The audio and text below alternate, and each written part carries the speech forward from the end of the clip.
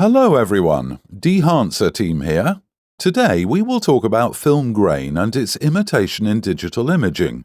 I'll show you how to do this using Dehancer plugin and explain why this particular method allows you to get authentic results. First, let's see how the film works. It's based on the light-sensitive crystals of silver halides, which are exposed to the light while shooting. Crystals that have received enough light turn into metallic silver during the development process. The rest of the crystals, meaning unexposed halides, are washed out of the emulsion at the fixing stage. The average size of the silver halides determines the sensitivity of a film. The larger the crystals are, the more likely they'll be hit by the photons. Accordingly, the sensitivity of a film is directly related to its graininess. More sensitive films are always grainier. The density of silver halides per unit area determines the degree of blackening of a given image fragment. On a negative film, the low-density areas are those with low exposure. High density are those that have received enough light. After printing, a negative image becomes positive. Therefore, areas with low density correspond to the shadows, with high density to the highlights. Please note that grain is not an excessive noise, but a structural component of a film image itself. Silver granules are distributed over the frame, with different densities and hence form an image. That is, a film image consists of grain and does not exist in isolation from it. Therefore, it makes no sense to consider proper imitation of grain as a means of imposition. Our task is not to superimpose the grain, but to decompose an image into the little grains. All methods of grain imitation in a digital image, one way or another, come down to one of these principles: scanned grain overlay, grain generation. We already know that the first method is unlikely to lead to a good result because it is inherently incorrect. Nevertheless, let's take a closer look at it. At first glance, a scanned grain is the most plausible, since it is a real analog structure which only remains to be applied to the image. In fact, this is not the case. Let me explain why. The thing is that a scanned grain is usually a shot of the grey card, which corresponds to an average density of silver halides in an emulsion. But in fact, we are applying such a solid not to a similar grey one, but to a real image which has shadows, highlights, and midtones. It turns out that in the midtones the superimposed grain can look more or less realistic, but in the shadows and highlights it does not. The visual sensation of more or less grain in the shadows and highlights is achieved not due to the density of its distribution, but due to the translucency of the layer with grain. Of course, there are processing tweaks to minimize an overlap of the artifacts, but the scanned grain will usually look overlaid as it is not connected with an image itself. Dehancer plugin offers an alternative approach where the grain is not superimposed, but generated, and not abstractly, but based on a brightness-contrast analysis of an original image. So each granule is in its place and does not appear where it shouldn't. It is important to understand that at the macro level, a real film grain has a rather complex structure, because silver halide granules combine with each other into clusters and form complex spatial shapes. Therefore, in Dehancer, the granules are not only generated at the right spots of an image with the appropriate density, but are also randomly shifted in arbitrary directions to form clusters.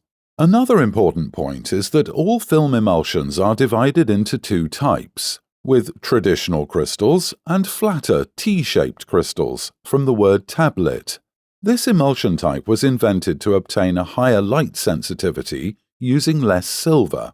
T-shaped crystals are more effective, but this grain is considered less aesthetic. Therefore, they usually try to imitate the classic grain, which has a more pronounced volume. In a color film, it is not metallic silver that acts as a grain, but the granules of dyes, which are also quite similar to the classic halides in terms of shape.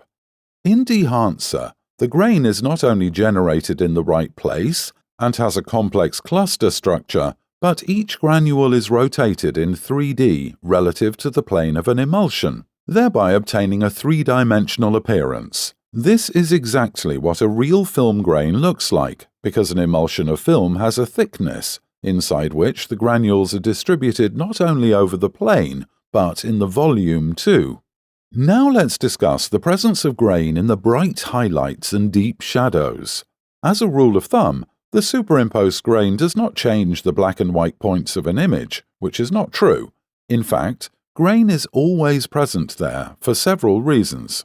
Firstly, the halides are not completely washed out, and so they leave a mark even in the deep shadows. Secondly, apart from the grain of the negative, the final image also contains the grain of the positive, on which it is printed, and which develops in the highlights in particular.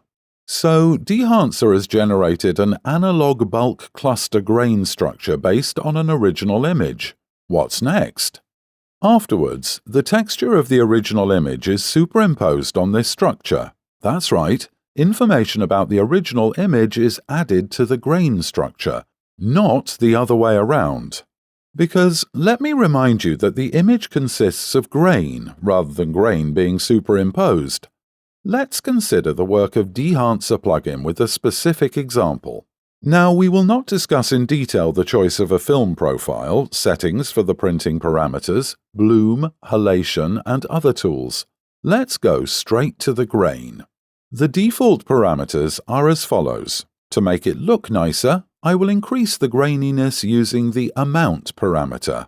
Note that by turning the grain on, the granularity decreases.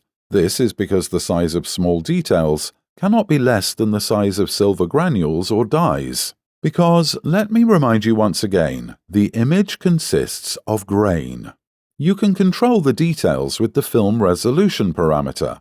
This is an integral characteristic of an optical system consisting of a lens and a film emulsion, inside which light scattering occurs, and consequently it also affects the details. A value of 100 corresponds to the highest possible level of detail with an appropriate grain size when using the sharpest optics. A value of 0 emulates the use of soft optics when shooting on film with an appropriate grain. By default, film resolution is set to 50. This is roughly the same as shooting a classic film with the classic cinema lenses. Dehancer also allows you to separately control the amount of grain in shadows, highlights, and midtones. The default values for these parameters are set accordingly to the classic distribution of grain over the tonal range. The chroma parameter determines the color micro-contrast of the dye granules and allows you to control a colorfulness of the grain.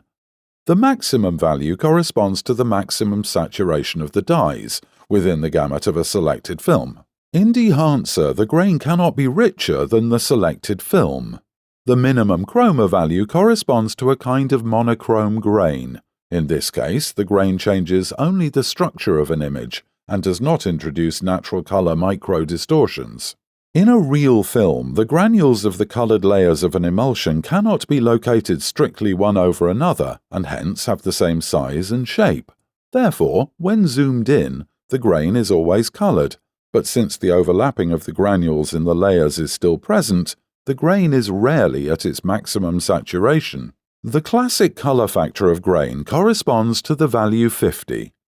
The described parameters allow you to accurately adjust the grain in a very wide range from almost clean to the very grainy images. At the same time, any combination will give a result similar to the real grain, as much as it is possible when working with a digital image. That's it for today. Use Dehancer, have fun and quality results. Don't forget to like, comment and subscribe to my channel. Thank you for your attention and see you soon.